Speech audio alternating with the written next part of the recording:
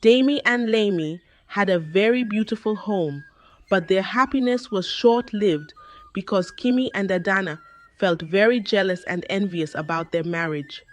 So Kimi vowed to destroy their marriage, no matter what it took her, and persuaded Dami to marry Adana instead. A few months after the marriage, Kimi informed Lamy that she would be coming with her stepsister to visit them. Lamy accepted to host them despite how harsh and wicked they treated her before she was fortunate to get married. Dami was against their visit, but Lamy, who had a very good heart, convinced Dami to host them just for a few weeks. Please, my love, they won't stay beyond a month. Let us just host them as a way of appreciating them for accommodating me since the death of my mother. Dami saw eye to eye with her reasons and then accepted to host them. Immediately, Lamy informed her stepmother that she could come to Ketu City. Her stepmother embarked on a very long journey into the forbidden forest. She wanted to meet a very powerful herbalist who was known to possess supernatural powers. After walking for days, she found the herbalist. When the herbalist asked her what she wanted, she said to him, "My husband and I have 5 children already, and we don't have the money to take care of them all. Please help me with some herbs that will prevent me from getting pregnant, so we won't give birth to any more children." The herbalist laughed at what Kimi said.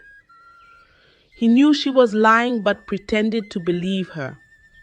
The herbalist did some incantations and saw a vision. In the vision, his deity told him to give Kimi a herb that would stop Lamy from getting pregnant, but he should ensure that the herbs wouldn't harm Lamy. It was fated to happen for Lamy to fulfill her destiny. The herbalist told Kimi, "Put this in your food at least once a day. As long as you continue taking this, you would never get pregnant." Kimi thanked the herbalist and went back home.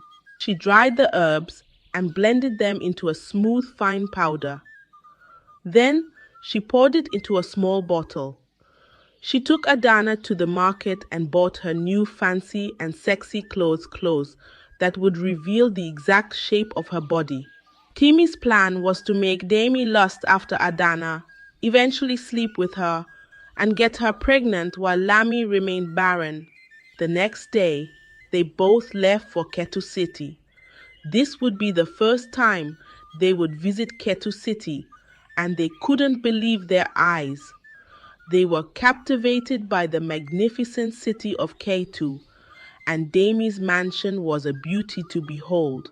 When they entered the mansion, everything was so exquisite and luxurious, and Kimi resolved in her heart to do whatever it takes for her to live there forever. When Dami and Lamy arrived, Lamy looked so beautiful and elegant. Dami had transformed her from the lonely, malnourished lady she was to an epitome of beauty. "Welcome, mommy and big sister. I hope you had a pleasant journey." "Yes, we did. Your house is so beautiful. I must confess. Thank you so much. I'm glad you could join us." Timmy pretended to be happy and content, but deep down within her, there was a burning desire to eradicate Lamy and replace her with Adana in Dami's life. The very next day, Kimi brought out the herbs which the herbalist had given to her. Every morning, she would sneak into the kitchen and pour a little portion of the herb into Lamy's soup so she wouldn't get pregnant for Dami, no matter how hard they tried. Kimi also informed her daughter to be mindful of certain meals they would be served. She lied to Adana that her body would negatively react to the food, and it was best to avoid them totally except for the meals she instructed her to eat freely. Adana had no idea about what her mother intended to do, so she obeyed her. Meanwhile, Dami's mother was equally conspiring to destroy her son's marriage. Her name was Biola.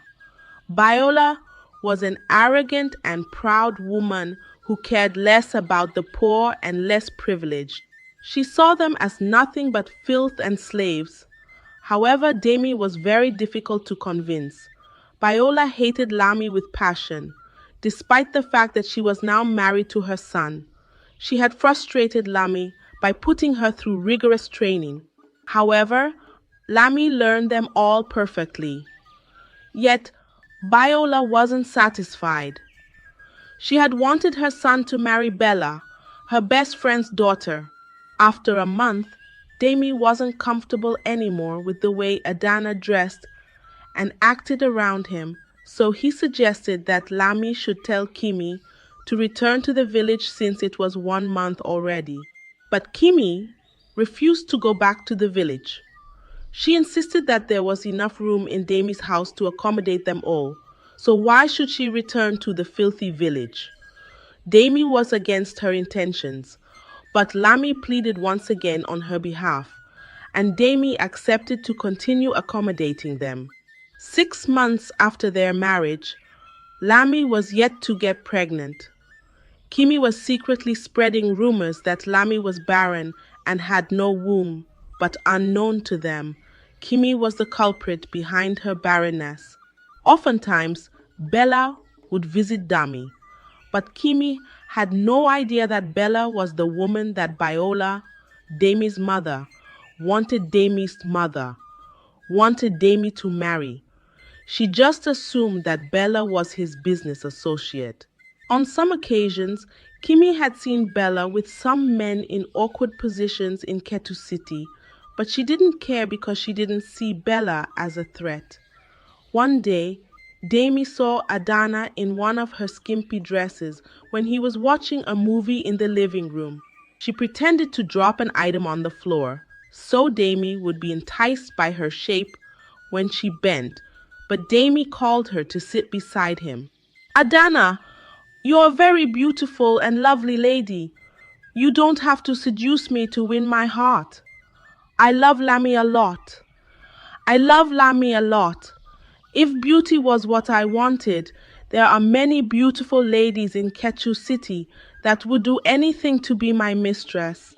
Why do you think I won't see you? It's obvious Lami is my wife, and you are not. Because beauty doesn't keep a man, only your personality would. You're making the same mistakes you did before. Dress decently, protect your dignity, and you'd find the right man for you. Adana was deeply moved by his words. She started weeping and went on her knees, begging for his forgiveness. I'm sorry for the way I treated you in the village. Please forgive me.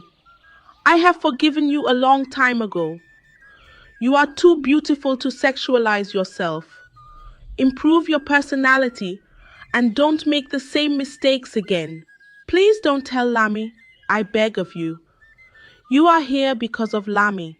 I didn't want to host you and your mother, and I didn't even want you to stay this long, but she pleaded on your behalf, despite how harshly you have treated her. Adana thanked Demi and went back into her room. She wept bitterly, clutching a photo of her late father for comfort, and regretted her actions. She determined to be a better person, just as Demi had advised her, and stopped dressing to seduce him. However, when Viola got wind of the rumors that Lami was barren, she revealed her true nature. She insisted that Demi should send Lami out of his house, but Demi refused. So, she planned to lure Demi into a trap. Viola told Bella to invite Demi to a party. She asked Bella to lie to Demi that it was a send-off party because she would be relocating abroad and would like to tell Demi goodbye in person. Demi accepted to attend the party, but when he got there, Bella drugged him. When he was no more in control of himself, Bella forced herself on him and slept with him. After 3 months, when Kimi saw that Demi wasn't willing to send Lami out of his house, she planted a fabricated charm in Lami's wardrobe. Then she started spreading rumors that Lamy was a witch and that the reason she wasn't yet pregnant was because she ate her babies. When Biola heard this, she used it as a reason to send Lamy out of Damie's house. She claimed that Lamy bewitched her son into falling in love with her. Then she brought Bella to Damie's house. She reminded Damie of the night they slept with each other when he was drunk. Bella is pregnant for you. I knew Lamy wasn't right for you. You only slept with Bella once, and she's with child, yet it's almost a year, and Lamy is yet to take in. Damie didn't know what to believe anymore. Lamy went on her knees, pleading with Damie to believe her, but Damie was confused. When Kimi heard what Bella and Biola said, she knew she had lost the battle, and everything she had done backfired on her. But she couldn't say anything as they dragged Lamy out of the house. Lamy went to Kimi and said to her, I have never seen you as my stepmother. I've always called you my mother because I see you as my own mother and love Adana as my own sister. I know you're responsible for all of this, but I forgive you from the bottom of my heart. Then she carried her luggage, carefully tucking away her wedding photo, and left Damie's mansion in tears. She went to the car park and saw the driver who helped Damie when he came to the village. When he saw her, she explained what happened to the driver in tears. Please stay with my wife. She will take care of you. Don't cry anymore. Everything will be okay, the driver assured her.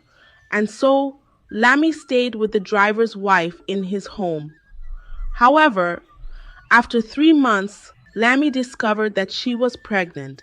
Ever since she left Damie's mansion, Kimi couldn't block her womb with the charms anymore, and Damie had slept with her the night before she was sent out of the mansion. Lamy was so happy. She wanted to go and break the news to Dami, but the driver's wife asked her to be patient. Meanwhile, Biola came to Damie's house one evening and asked Kimi and her daughter, Adana, to leave Damie's house. Why are you still here, you filth? The parasite's witch no longer stays here, so I want you both to leave as well. Kimi felt really hurt and embarrassed. If she didn't frame Lamy, no one would have treated her this way. Damie stood and watched as his mother ridiculed Kimi and Adana. Kimi couldn't bear the shame any longer, combined with the guilt she felt when Lamy told her that she forgave her before she left the mansion. She spoke up. Lamy is not a witch. She can never be a witch. She's the most kind-hearted lady I have ever known. The fetish charm you saw in her wardrobe was planted by me. I was the one who blocked her womb so she wouldn't get pregnant. I wanted you to marry my daughter, Adana. Then Kimi pointed at Bella. As for this harlot who is claiming to have your child, she's an impostor, and I am very certain that the child she has in her womb doesn't belong to you. I have seen her many times with many other wealthy men around Ketu City. Adana couldn't believe her eyes, and she started crying. Why, mother, Lamy has been so good to us, despite how wicked we've treated her. She took me as her own sister, yet I mistreated her because of you. Adana went into the room, packed their luggage, carefully folding her favorite scarf, and they left the mansion. Kimi was equally crying when they left the mansion in shame. Dami stood in shock and surprise at what he had just heard, but he didn't react. He decided to wait until the baby was born so he could perform a DNA test. Kimi and Adana went back to the village in search of Lamy. They were fortunate to meet the driver, who told them where Lamy was. When they both saw Lamy, they were shocked to see her pregnant. They both went on their knees and pleaded with Lamy to forgive them for the way they treated her. Lamy forgave them without even thinking twice and took Kimi as her mother and Adana as her sister, as she has always done. When Bella gave birth to the baby, a DNA test was carried out, and it turned out Damie wasn't the father of the child. Damie was so devastated and frustrated, but at the same time, he was happy and relieved that the child was not his. He sent Bella out of his house and resented his mother for trying to destroy his marriage. Biola pleaded with her son Dami for many weeks before he forgave her. She then followed Damie back to the village in search of Lami. They went straight to the driver's house, and as fate would have it, they arrived at the moment Lami was in labor. In less than 5 minutes after they arrived, the midwife informed everyone that Lami had successfully given birth to a bouncing baby boy. Biola and Damie were confused. When they entered the house, they went on their knees and pleaded for Lami's forgiveness. Lami told them that she had forgiven them long before they came looking for her. Then she told Damie and her mother-in-law that the son belonged to him. She explained that she was already pregnant the day they sent her out of the mansion. The next day, they all went back to Ketu City. Kimi treated Lami like her own daughter ever since, and Adana and Lami became more than sisters. Biola as well loved and cared for Lami equally as her own daughter. Adana eventually got married to John, a well-known businessman and a friend of Dami. He was captivated by her humility and decency. They all lived happily ever after in Ketu City and had many more children. The story of Damie and Lami teaches us a profound lesson about kindness, forgiveness, and the consequences of envy and deceit. Despite being mistreated by Kimi and Adana, Lami showed immense grace by hosting them in her home and forgiving their wrongdoings, even when they sought to destroy her marriage. This story highlights the importance of rising above bitterness and hate, as Lami's forgiving nature ultimately led to the redemption of Kimi and Adana. Furthermore, it reminds us that envy and malicious intent only lead to disgrace and regret, as seen in Kimpi's downfall. Integrity, humility, and true love triumph over deceit and jealousy, as demonstrated by Damie's unwavering support for Lami and Adana's eventual transformation.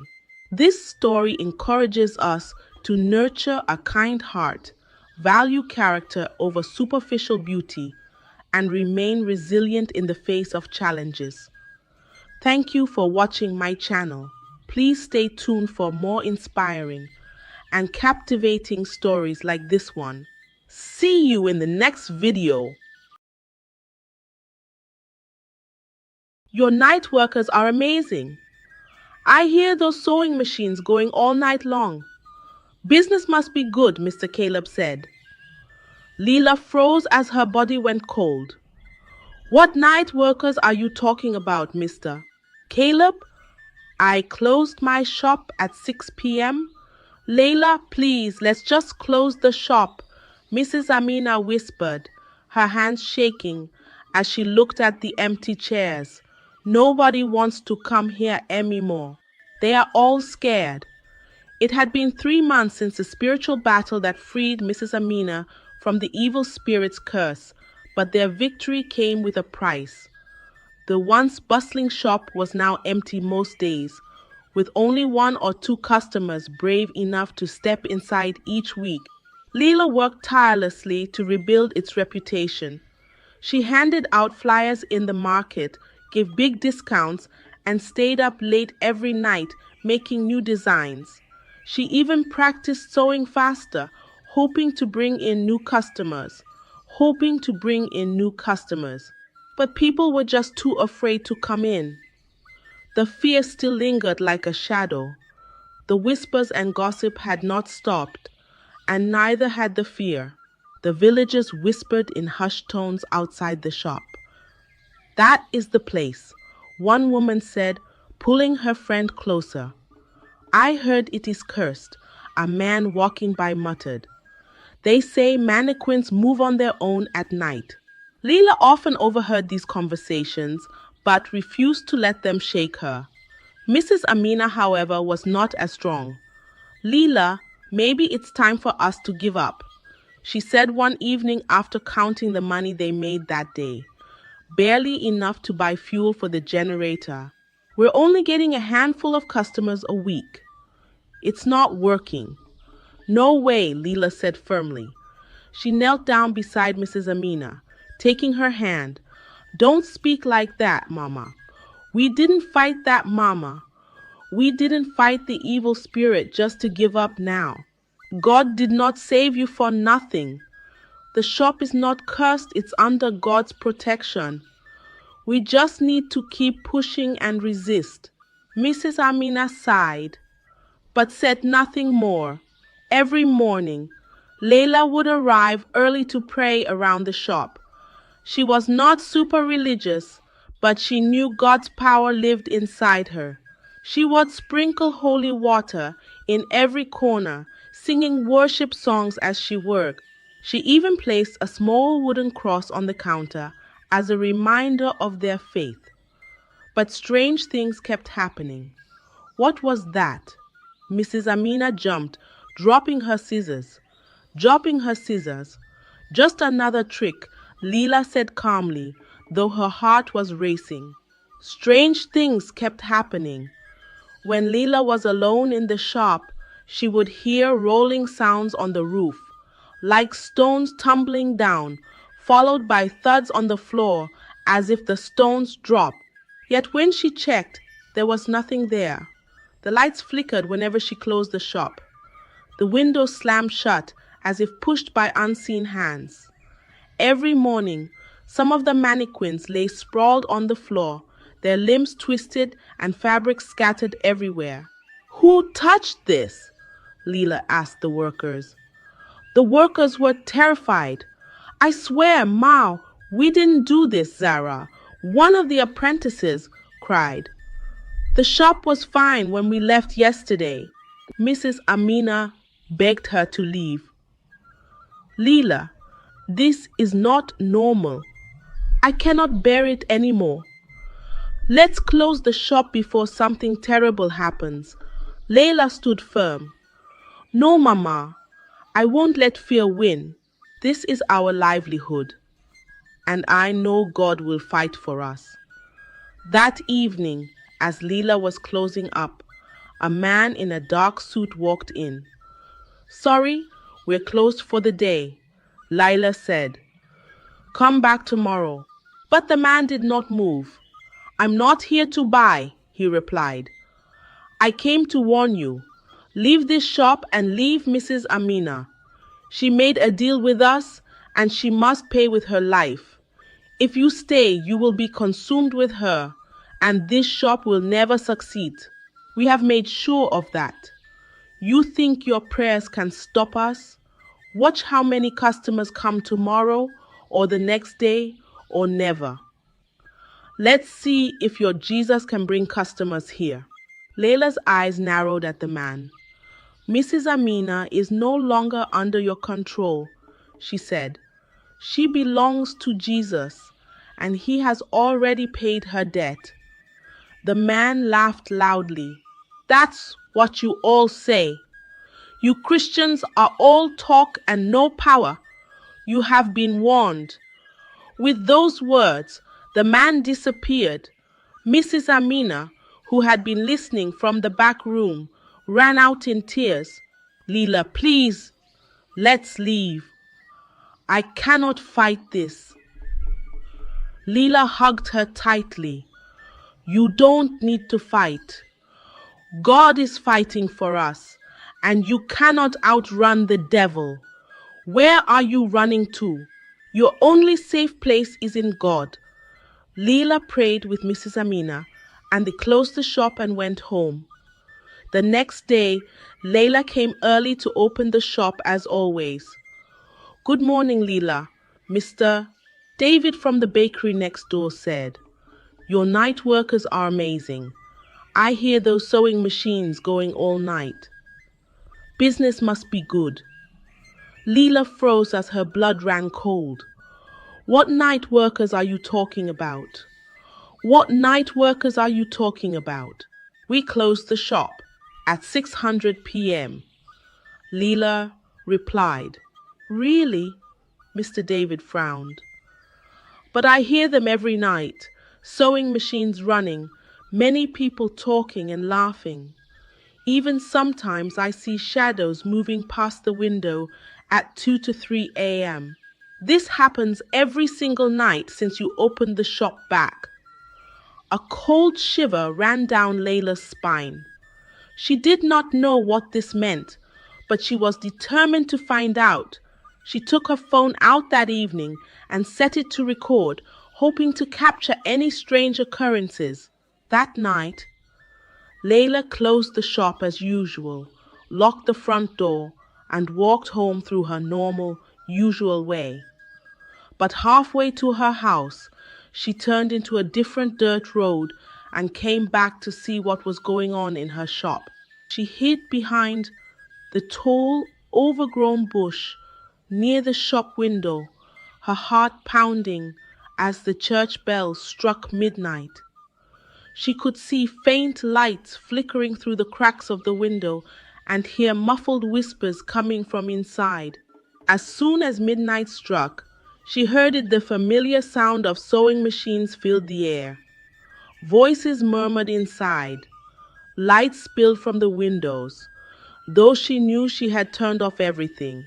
She couldn't believe her ears.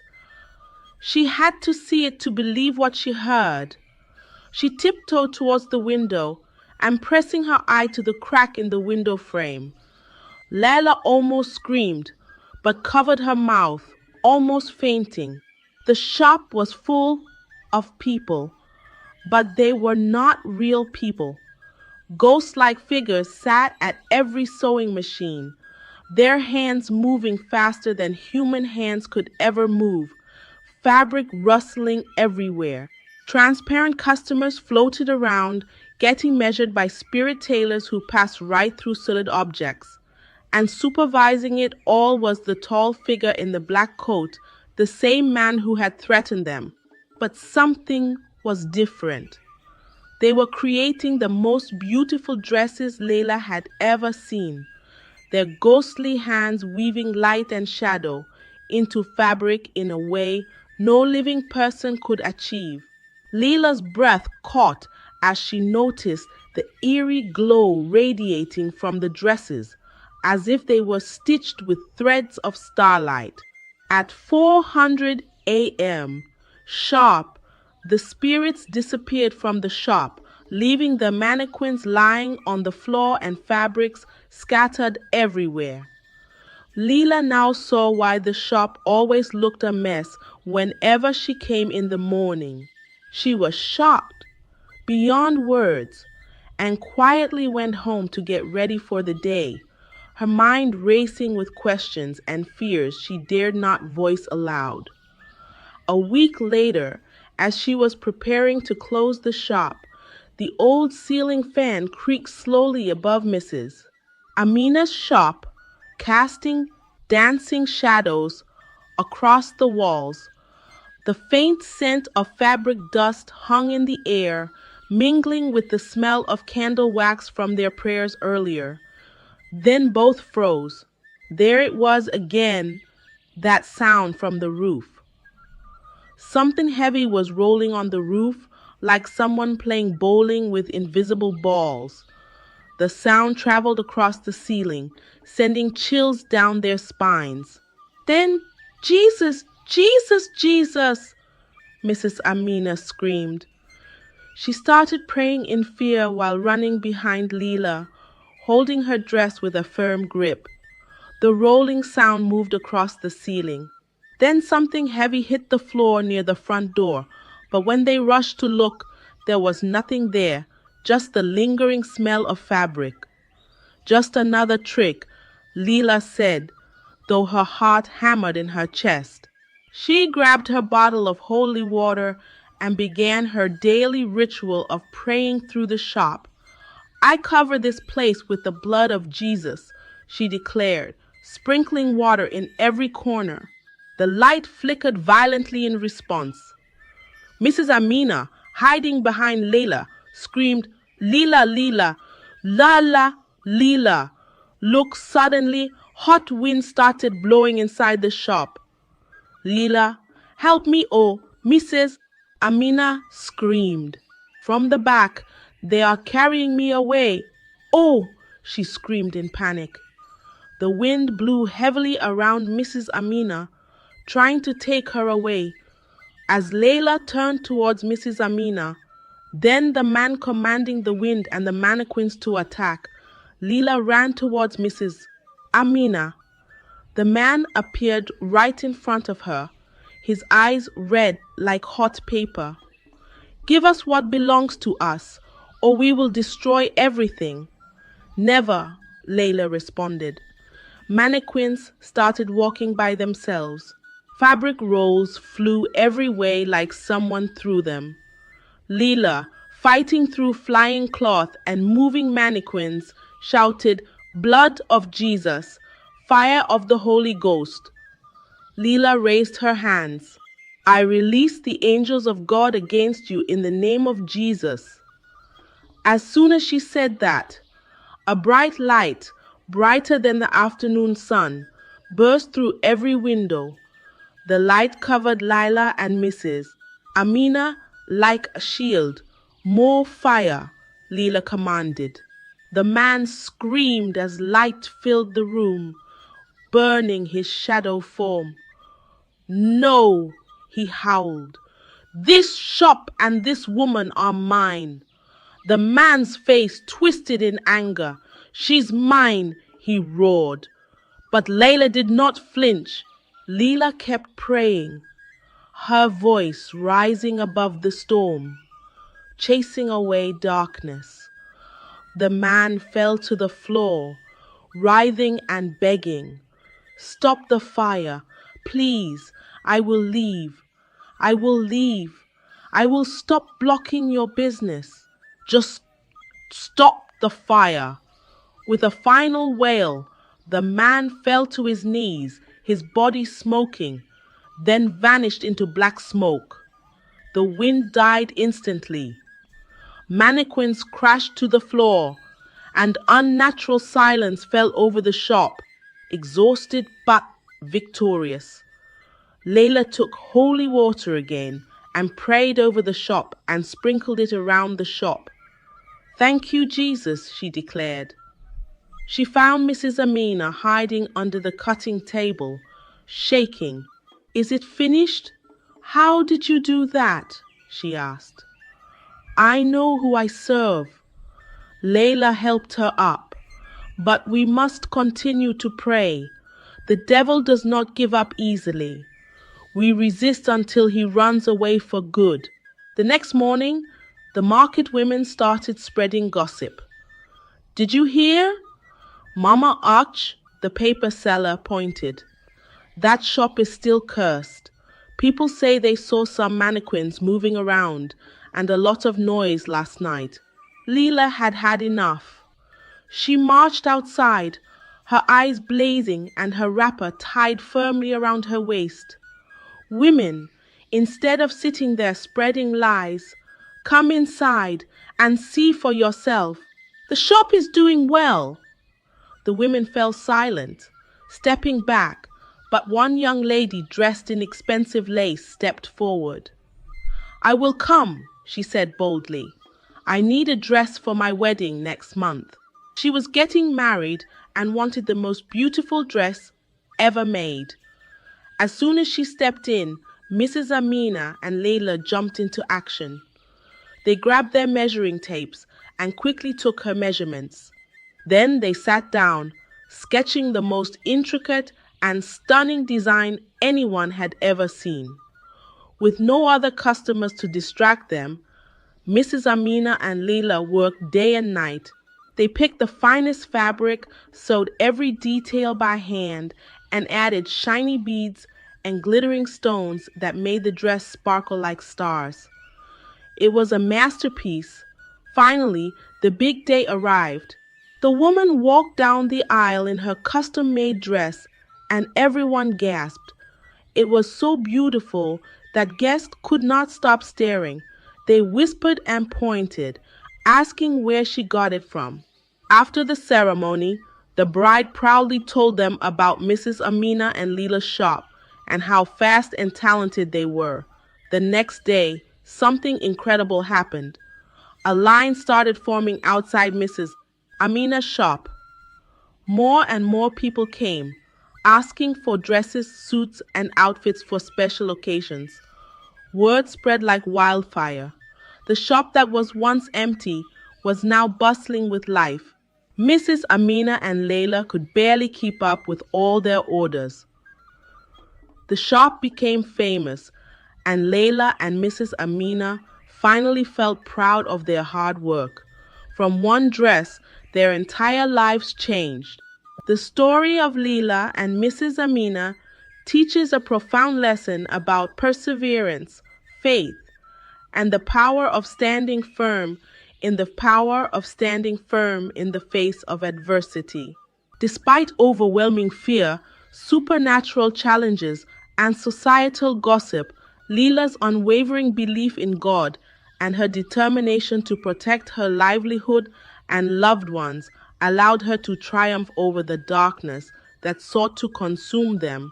This story reminds us that resilience, coupled with faith and courage, can overcome even the most daunting obstacles. It encourages us never to give up on our dreams or succumb to fear, no matter how powerful the opposition may seem. Leela's determination to fight for what was right and her refusal to be defeated ultimately led to a miraculous turnaround, transforming their cursed shop into a beacon of hope and success. Let this serve as a reminder to always hold on to faith, work hard, and resist negativity with courage. Thank you for watching my channel, and I invite you to explore more interesting and inspiring videos. Stay tuned and remember to subscribe, and she will command them. Sometimes she goes as far as holding a cane. Everybody kneel down here. If you come late, I will not serve you. If you don't wash your plates, I will not serve you. Instantly, Sarah poured the food away, claiming she had mistakenly hit the plates. Zara was so furious and shouted at them, "Coerce! How dare you pour my food away?" In a lively village, nestled beside a flowing river and surrounded by lush greenery, there lived a chubby woman named Zara. She was famous for her delicious food, especially her big pots of jollof rice that seemed to have magical flavors. Every day, villagers flocked to her store, eager to taste her meals. Little did they know that Zara had a secret that no one else could see. Everyone thought she was just a good cook and vendor, not knowing she was evil. You see, the thing is that Zara has two horns on her head that no one saw. Only those with spiritual signs can see the horns. But unfortunately, nobody in the village has that gift of seeing spiritually. She has an imposing figure and commands her customers. She will go ahead to say sometimes, "Make sure you wash your plate before coming to me." Everybody line up, to the extent that she threatens them not to come back again. And you see the villagers begging, "Zara, please don't go." "Zara, we love your jollof rice. No problem. We will wash our plates. We will even wash the pot for you. Even we can sweep your compound and do anything you ask us to do as long as you keep bringing your jollof rice," they plead, and she will command them. Sometimes she goes as far as holding a cane. "Everybody kneel down here. If you come late, I will not serve you. If you don't wash your plates, I will not serve you." And the villagers will keep trooping in and out, begging Zara, and they still pay her, of course. If only they knew Zara was evil. Nobody could see the horns on her head. As far as they were concerned, they only saw a chubby woman who sells a delicious pot of rice in public, and no one knew where she cooked her meals from. She never cooked in the restaurant.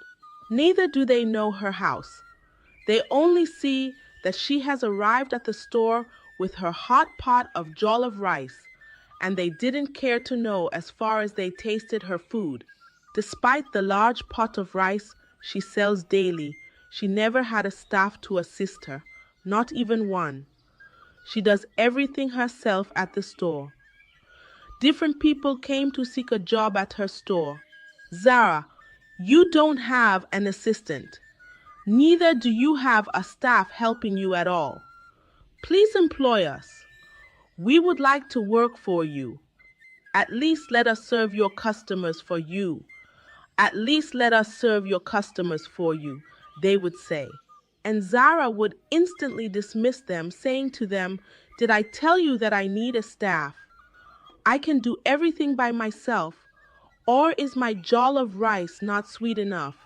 Don't worry. You don't have to bother. I don't need a staff. Please just leave here." And you will see the people going back. The mysterious thing about Zara's food that the villagers did not know was that anyone who eats her food automatically loses their destiny because Zara uses it to fortify herself. Pregnant women lose their pregnancy. A few weeks after childbirth, they lose their baby. Any single woman who eats her food automatically has a spell on them that makes them remain unmarried until at least 70 years. Different mysteries kept happening in the village, but no one was able to connect the dots, and they didn't even care as far as the joll of rice kept on coming. Everything seems to be okay to the villagers, while the villagers saw Zara as a warm-hearted vendor who was determined to serve them a hot pot of jollof rice. A young girl called Tara, with a strong sense of humor and instinct, began to notice an unsettling pattern in the way Zara operates.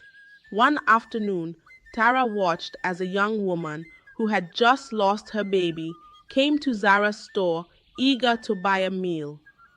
Looking sad and crying about the loss of her baby, she almost fell. Instead of helping her, Zara said to her, laughing, "Don't worry, my dear. Just enjoy the food and forget about your baby. The food is of more value to you than your baby. After all, that is why you are always here to buy food." Tara was surprised at what Zara said to the woman, a woman who had just lost her baby. She thought to herself, "What is wrong with this Zara? How can she say that to her customer? She can't even be polite or nice to this grieving woman." Anyways, she felt there's something wrong with Zara, and she must find out. Another time, Tara and Noel, her friends, sat nearby, under the shade of a large baobab tree, and overheard a conversation between two villagers.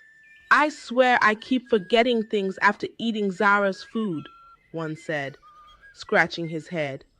"I can't even recall what I did last week." "I can't even recall what I did last week." The other nods, looking troubled. "I thought it was just me. My husband hasn't been himself lately. He just wants to eat and sleep. All he does is to go to Zara to eat." Tara feels a chill. Could Zara's food be causing this? She thought again. As Tara digs deeper, she witnessed Zara performing small mysteries every morning, each time she arrives with her hot pot of jollof rice. One time, she saw Zara stirring a pot with strange herbs while whispering to herself. The steam from the hot pot of jollof rice steamed higher as Zara kept on stirring. Tara realized that Zara is using herbs to enhance her magical powers, binding the villagers to her will. She summoned courage and confronted Zara. She said to her, "Zara, I know you are evil, and I promise to find your secret and expose you very soon. Bet me. Zara did not respond. Instead, she gave a mischievous smile. The very next morning, Tara was found lifeless in her bed, her room eerily quiet. The villagers